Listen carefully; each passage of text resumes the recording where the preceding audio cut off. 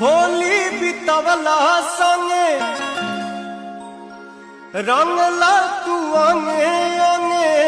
छोड़ के गईला झरिया बलम हो हे सजान हो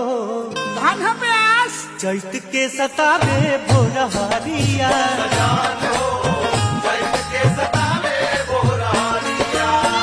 होली बितवला संगे रंगला तू अंगे अंगे छोड़ के गईला झरिया बलम हो